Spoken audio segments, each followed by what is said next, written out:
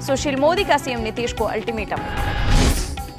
कर्नाटक में पीएम मोदी की हुंकार, जनसभा को संबोधित करते हुए कहा, विकास में कांग्रेस और जेडीएस सबसे बड़ा रोड़ा। महिला पहलवानों की मदद करें, उन्हें आपकी जरूरत, कांग्रेस नेता के अमिताभ बच्चन से गुजारिश।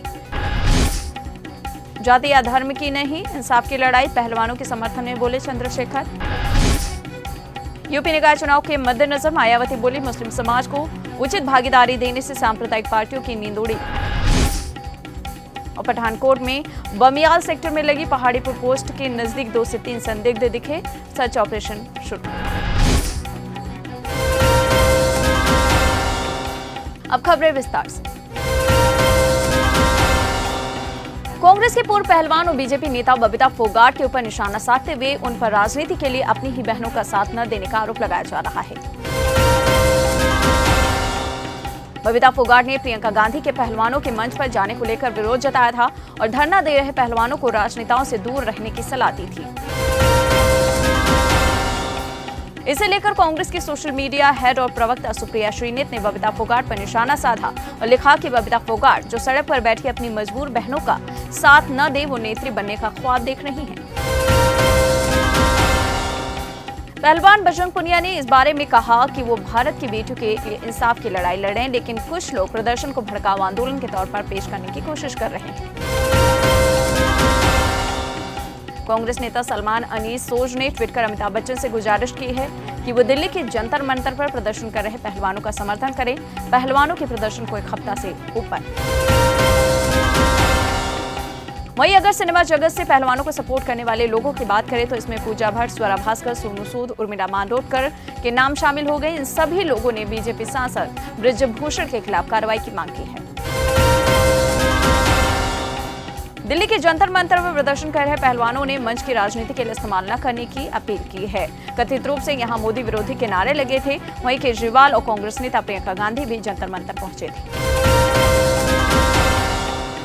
पीएम मोदी को निशाने पर लेते हुए सीएम केजरीवाल ने कहा कि उन्होंने बच्चों को पढ़ाने वाले को जेल में डाल दिया, लेकिन खिलाड़ियों का शोषण करने वालों को वो गले लगाते हैं। पीएम मोदी ने बेंगलुरु नॉर्थ निर्वाचन क्षेत्र में रोड शो किया। कर्नाटक में लोग 10 मई को मतदान करेंगे। वोटिंग से 3 दिन पहले पीएम मोदी पूरे राज्य में कम से कम 19 रैलियों को संबोधित करेंगे। कर्नाटक में कांग्रेस का नेतृत्व डीके शिवकुमार कर रहे हैं। उनके कंधों पर जिम्मेदारी है कि वो एक बार फिर से कांग्रेस को सत्ता में लाए। गैंगस्टर से नेता बने अतीक अहमद की हत्या के बाद हर दिन एक से बढ़कर एक नए खुलासे हो रहे हैं। अब इस मामले में नई खबर आई है कि अतीक ने दिल्ली में एक बड़े नेता की मदद से 100 करोड़ की संपत्ति खरीदी थी। केंद्रीय मंत्री जितेंद्र सिंह इस सप्ताह के अंत तक ब्रिटेन के दौरे पर हैं। उन्होंने लंदन में भारतीय प्रवासियों से बातचीत कर पीएम मोदी की तारीफ की और कहा कि मोदी जी के प्रधानमंत्री बनने के बाद से भारतीयों का सम्मान बढ़ा है। केजरीवाल के सीएम हाउस में हुए रेनोवेशन में खर्च पर मनोज तिवारी ने केजरीवाल को चैलेंज करते हुए कहा कि अगर उनमें दम है तो कैमरे को अपने घर में दाखिल होने दे और सच्चाई लोगों के सामने आने दे।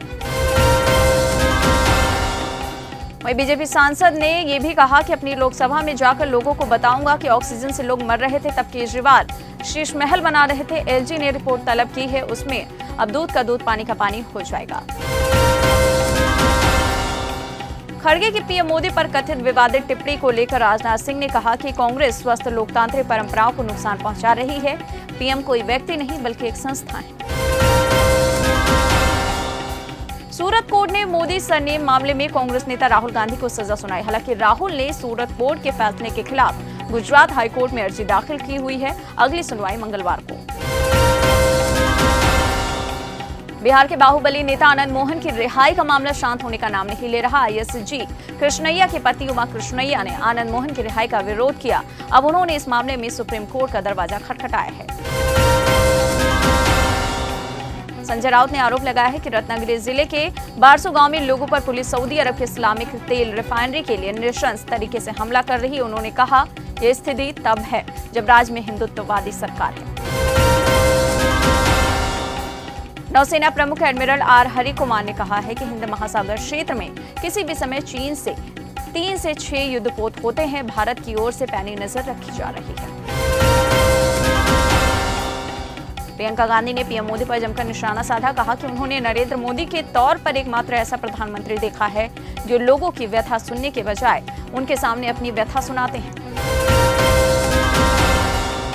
वहीं प्रियंका ने आरोप लगाया कि राज्य में बीजेपी सरकार किसी का सम्मान नहीं करती, चाहे वे लोग हों, उनके वोट हो या वो राज्य हो जहां पर वो शासन कर रही है, या वरिष्ठ नेता जगदीश शेट्टार जो हाल ही में टिकट नहीं दिए जाने के बाद कांग्रेस में शामिल हो गई, या पूरा लिंगायत समुदाय। निकाय चुनाव से पहले भाजपा ने बड़ी सेंधमारी की। कांग्रेस लखनऊ उत्तर के पूर्व अध्यक्ष अजय श्रीवास्तव अज्जू भाजपा में शामिल हो गए। वहीं बिजनौर आलौद के जिला महासचिव रविंद्र शास्त्री ने भी भाजपा का दामन पकड़ लिया। ऐसे में निकाय चुनाव आने ही वाले हैं और पार्टियों के कई नेता भाजपा में शामिल हो रहे हैं। केंद्र सरकार ऑपरेशन कावेरी के तहत सूडान में फंसे भारतीयों को स्वदेश वापस ला रही है। सूडान से लौटने वाले ऐसे भारतीय नागरिक दिल्ली और मुंबई एयरपोर्ट पर आ रहे हैं। इसी बीच बिहार के सीएम नीतीश कुमार ने सूडान से भारत लौटने वाले बिहार के निवासियों को ध्यान में रखते हुए अहम फैसला सुनाया और फैसले से नीतीश कुमार बिहार के लोगों को राहत देंगे। डिप्टी सीएम और बिहार के स्वास्थ्य मंत्री तेजस्वी यादव ने अस्पतालों में मिली खामियों पर नाराजगी जताई। उन्होंने कहा, तय किया गया था कि काम हो, लेकिन वहां कुछ और दिख रहा है। उन्होंने वहां मौजूद अधिकारियों को जमकर फटकार लगाई। आचार संहिता के उल्लंघन मामले में पूर्व मंत्री राम प्रवेश राय को झटका लगा। कोर्ट ने कहा कि आप कानून तोड़ेंगे और राहत खोजेंगे। बिहार में 2016 से शराबबंदी कानून लागू, इसको लेकर खूब बयानबाजी होती रहती है। वहीं जीतन राम मांझी ने इसको लेकर एक बार फिर से बड़ा बयान दिया।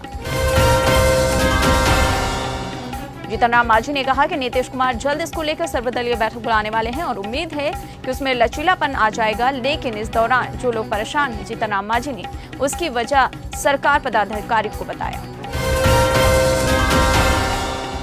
बागेश्वर धाम के पंडित धीरेन्द्र शास्त्री बिहार पहुंच रहे, इसको लेकर अब बिहार में राजनीति शुरू है। वहीं सुशील कुमार मोदी ने कार्यक्रम को लेकर बड़ा बयान दिया। सुशील कुमार मोदी ने कहा कि जब भड़काऊ भाषण देने वाले मुस्लिम सांसद ओवैसी को बिहार आने की इजाजत है, तो धीरेन्द्र शास्त्री जैसे गैर राजनीतिक व्यक्ति का विरोध क्यों किया जा रहा है। वहीं सुशील मोदी ने यह भी कहा कि अगर सरकार ने अपने वोट बैंक को खुश करने के लिए धीरेन्द्र शास्त्री का कार्यक्रम रोकने की कोशिश या गलती की, तो उसे भारी कीमत चुकानी पड़ेगी। एनसीईआरटी की 10वीं क्लास की साइंस की किताब से डार्विन की थ्योरी को हटा दिया गया। किताब में हुए इस बदलाव के बाद बड़ी संख्या में टीचर्स और वैज्ञानिकों ने इसका विरोध किया। अब इस मामले में खुद शिक्षा राज्य मंत्री सुभाष सरकार ने बयान दिया। उन्होंने डार्विन की थ्योरी हटाने की खबरों को भ्रामक प्रचार करार दिया। महाराष्ट्र के लिए अप्रैल का महीना अच्छा नहीं दिख रहा है। राज्य के मराठवाड़ा क्षेत्र में अप्रैल महीने में हुई बारिश और ओलावृष्टि से जुड़ी घटनाओं में करीब 25 से ज्यादा लोगों की मौत हो गई। करीब 67% जमीन में लगी फसल बर्बाद हुई। अनूप मलिक बन सकते हैं उत्तराखंड के प्रमुख वन संरक्षक। धीरेन्द्र शास्त्री ने अब कहा कि जातिवाद के रहते भारत हिंदू राष्ट्र नहीं बन सकता। कहा, जब शास्त्रों की बात हम ही नहीं कहेंगे तो कौन करेगा। एमपी बीजेपी में संगठनात्मक फेरबदल हुआ। आशीष अग्रवाल बने मीडिया प्रभारी, ललिता यादव को बनाया गया प्रदेश उपाध्यक्ष। पहलवानों के धरने में समर्थन करने पहुंचे चंद्रशेखर आजाद ने पीएम मोदी का नाम लेकर तंज कसा। कहा, पिछले कुछ समय में बहुत कुछ बदला है, इस बात को गहराई से सोच लो आप, ये आज की लड़ाई नहीं है। मेरठ में बसपा प्रत्याशी हशमत मलिक ने अतिक हत्याकांड का आरोप सीधे ही समाजवादी पार्टी पर लगाते हुए इसे मुस्लिम समाज की नाराजगी से जोड़ दिया। बसपा सुप्रीमो मायावती ने दलित मुस्लिम कार्ड खेल दिया। उन्होंने खुद स्वीकार किया है कि उनकी रणनीति से दूसरी पार्टियों की नींद हराम हो गई। उन्होंने इस संबंध में लगातार 2 ट्वीट किए।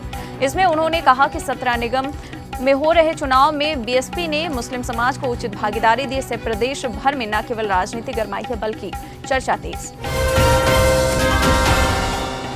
उधर आर्मीनिया और अजरबैजान के बीच एक बार फिर से जंग होने का खतरा पैदा हो रहा है। हालांकि दोनों देश जंग से बचने की राह भी तलाश रहे हैं। दोनों मुल्क अमेरिका की राजधानी वॉशिंगटन डीसी में विवाद को सुलझाने के लिए बातचीत करने वाले हैं। भारत के अभिलाष टॉमी ने गोल्डन ग्लोब रेस में दूसरा स्थान हासिल कर लिया, इतिहास रच दिया है। भारतीय नौसेना के पूर्व कमांडर अभिलाष इस रेस को पूरा करने वाले पहले भारतीय बन गए हैं। झारखंड के खूंटी में कस्तूरबा गांधी बालिका आवासीय विद्यालय की 10 छात्राओं ने जेईई में 2023 क्वालिफाई करके इलाके का नाम रोशन कर दिया है। खूंटी जिला प्रशासन की ओर से अब इन छात्राओं को कस्तूरबा गांधी बालिका विद्यालय कालामाटी में जेईई एडवांस परीक्षा की तैयारी कराई जाएगी। भारतीय रेलवे बोर्ड बहुत जल्द ही दिल्ली से वंदे भारत ट्रेन दौड़ाने की तैयारी में। बताया जा रहा है कि मई 2023 में इस ट्रेन का ट्रायल हो सकता है। दिल्ली के एमसीडी स्कूलों में भी होगा एसएमसी यानी स्कूल मैनेजमेंट कमेटी का गठन। मेयर शैली ओब्रायन बोली। दिल्ली के एलजी ने सीएम आवास पुनर्निर्माण को लेकर मुख्य सचिव नरेश कुमार को 15 दिन में रिपोर्ट देने का आदेश दिया है। कर्नाटक में करीब एक हफ्ते के बाद होने वाले विधानसभा चुनाव के लिए कर्नाटक में पहली बार वोट फ्रॉम होम के ऑप्शन की घोषणा करने के बाद चुनाव आयोग ने इस अभियान की शुरुआत कर दी है। वहीं रविवार को हुए पीएम मोदी की मन की बात को कांग्रेस जयराम रमेश ने पीएम मोदी के कार्यक्रम के मद्देनजर उनका घेराव किया। उन्होंने पीएम के शो मन की बात को मौन की बात बताया। और ऑनलाइन खाना मंगाने वालों के लिए बुरी खबर है। बता दें, फूड डिलीवरी प्लेटफॉर्म स्विगी ने सभी यूजर्स से प्रति ऑर्डर ₹2 चार्ज वसूलने का लागू कर दिया है। जाते जाते एक नजर दुनिया की तमाम बड़ी खबरों पर। पाकिस्तानी आर्मी की हालत खस्ता, न टैंकों में भरने को डीजल, न मरम्मत के लिए पुर्जे। अमेरिका के सामने था। पॉपुलेशन में भारत से पिछड़ेपन पर चीन का गजब फैसला, सिंगल वुमेन भी पैदा कर सकेंगी बच्चे।